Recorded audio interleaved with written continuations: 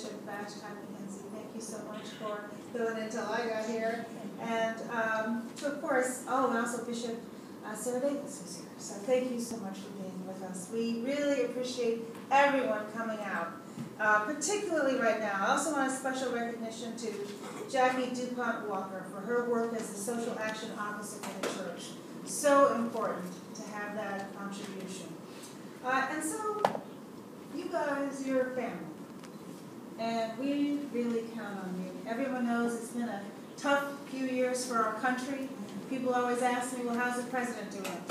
The fact that you keep he and his wonderful wife and his 2 children in your prayers and close to your heart gives him more strength than I can possibly describe to you.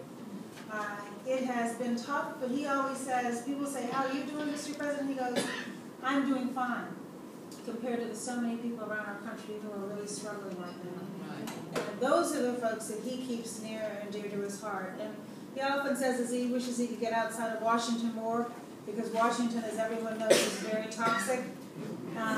Just so toxic. I just came back from California. I'm not paying attention to my notes anymore. I would just talk to you.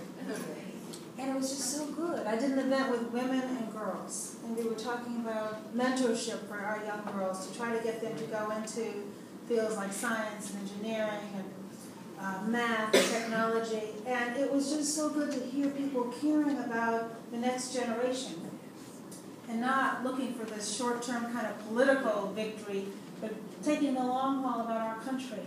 But he doesn't get out as much as he should, but what he does do is he reads these notes that people send to him every night. And I was with the First Lady in New York yesterday, and she gave a speech on women and the importance of women to our country. And she said when he reads these notes, he comes to her late at night and he goes, Michelle, people are really suffering. And we have to help them.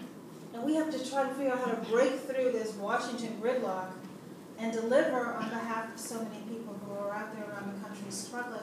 And he has a vision for our country, and I think his American Jobs Act sends a very positive signal about what we could do instantly to create some jobs, because we know that's the backbone of our community. We have to give people a livelihood so that they can provide for their families. And if we do that, then they're open to do so much more. But it's going to be hard to get it passed. And he's going to need us to figure out how to get the message out around the country about what he's trying to accomplish, because we really do have a choice coming up. And it's 2 different visions for America. And it's a vision, I think his is a moral vision. It's a vision based very deeply in values and taking care of the least of these and making sure that we are creating a country that's a country for everybody, not just for the very, very wealthy, but that we're working hard to lift people up out of poverty and give them a better life and a footing. And that's what government is supposed to do. And what the other side is basically saying, and we learned this summer, I know all of you watched that debacle on the debt ceiling. Oh my. Just the fact that they said, for the first time in our history, it's going to be okay if the United States defaults on our full faith and credit. We have this international reputation for being the best investment in the world, and they were prepared to throw that away to teach the president a lesson. That they weren't going to give him a victory. It didn't have anything to do with President Obama. That's right. It had to do with our country. It had to do with keeping everyone's taxes from going up if we had defaulted. An embarrassment around the world. Shock to the stock market. Shock to the economy. And all they were thinking about is, let's teach President Obama a lesson.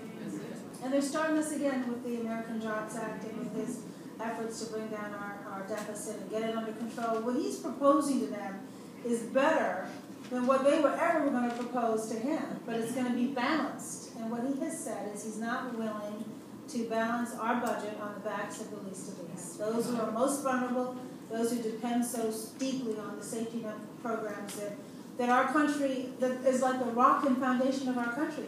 He said, I'm not willing to get rid of Medicare, as you know. I'm not willing to hurt Social Security. I'm not willing to make those choices while the very wealthy and the corporations that are the most profitable are not paying their fair share. And I loved it. I was in the Rose Garden with my daughter, who was in town this week, who's 25, so it's not like a little baby. But I took her out there to listen to him in the Rose Garden. And when he said, this isn't class warfare, it's math. Right. And she said, you know what? That's something that really resonates, because people say, well, wait a minute, I'm not trying to create a controversy here. I'm just saying we can no longer afford everything.